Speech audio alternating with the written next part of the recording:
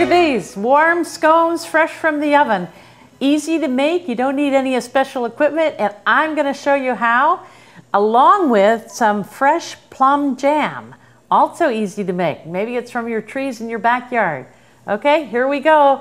Scones and homemade fruit preserves. First, I'm measuring the dry ingredients and putting them in a sieve. And this is how you measure flour. You always fluff up the flour and use a thing right straight across like that. Don't use your finger. Okay, so this goes in with, this is 3 cups of flour, okay, 1/3 of a cup of sugar. The reason you measure your dry ingredients all together, you don't want a little bit of baking powder off in the corner, or a little bit of baking soda off in the corner, or salt off in the corner. And this is how you measure with a measuring spoon. So this is my baking powder, 2 teaspoons of baking powder, and then I need 3/4 of a teaspoon of baking soda and salt. You may say, why do you use baking powder and baking soda? And the answer is it has a better flavor. So I'm going to use a half here. This is very important that it's measured exactly.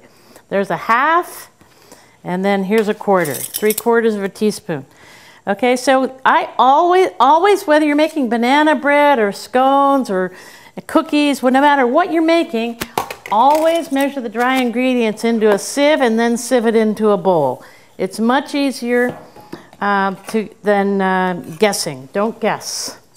Now I'm going to cut in my cold fat. This is a stick of butter that I'm cutting into pieces to get going.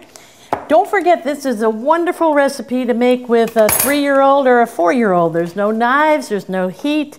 It's just a lot of fun. But the most important thing is to keep the butter cold. And so you could do this to cut the butter into the fat. You can go like this, do-do, do-do, do-do, to get the little bits, to get the big pieces of butter to get smaller. Okay, this is cutting it into the fat. Don't use your hands because your hands have too much heat for the butter and they'll make it turn oily. And that'll make the whole dough like a hockey puck. Okay, so, or this is called a pastry cutter. And so this is a little bit easier than knives or forks. And you just go around the bowl like this, turning the bowl. Do, do, do. So what I'm looking for is the butter to be the size of peas or oatmeal flakes. And you can do this every once in a while with your fingers, as long as you do it quickly. You can also do this. Shake it, and the lumps of butter come to the top. And then you can see the big lumps. So we go after those like this. So I've got my dry ingredients in a bowl. I've cut in my cold fat. And now I'm going to add the liquid. The liquid in this case is buttermilk. Sometimes scones are made with heavy cream, but I prefer buttermilk. So you pour all the milk in the center, switch from knives to a fork, and with the fork straight up and down, just mix the buttermilk into the dry ingredients. Scones, dry ingredients, butter, buttermilk, and then I'm putting it out onto my board. So I have floured hands, and I could put a little bit of flour on the board. And I'm just going to knead it gently like this, do-do, do-do, and press it into a big patty cake. Don't knead too much, just enough so it kind of comes together. This is wrong, with your hands making it all warm like a snowball. It's not a snowball. It should be a light, fluffy pastry, biscuit dough called scones in England and scones in Ireland. I dip this in flour, do-do, dip it in here, and there you go. I got a little scone going over there. And another one.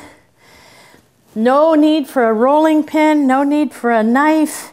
Now what I want to show you, the most important part here is what you do with the little ends of the dough. With the ends of the dough, you press them together. Don't pat them together like a snowball. Don't roll them out. So you just do this.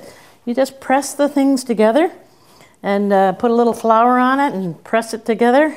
So it's really, we should call these Tante Marie's patty cakes instead of scones, okay? Then they'll be light and fluffy. If you press them too much, they become hard and hockey puck-like.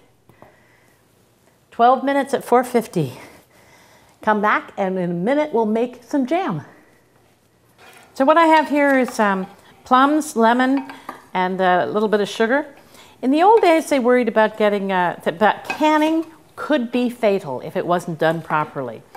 Nowadays we have refrigeration. So we can use less sugar, we can make a little bit of jam, and what we don't eat, we stick it in the fridge.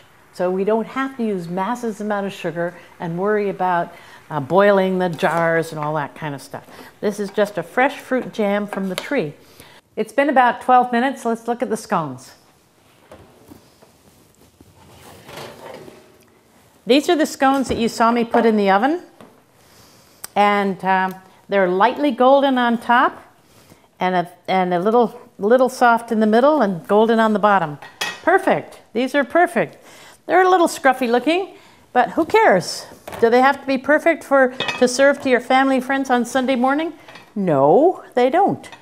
Okay, now look at this. This is my plum preserves that I made just a few minutes ago. I've been letting it cool, and I'm going to put my preserves in something like this. Tomorrow it will thicken up because it's still warm. And here go my scones in a basket. The most important thing that I can teach you today, besides don't overwork the dough, is please always eat scones warm. I'm Mary Risley. My cooking school is Tante Marie's Cooking School in San Francisco. I have many recipes online, and we have classes for everybody at every level of cooking. Thank you for watching.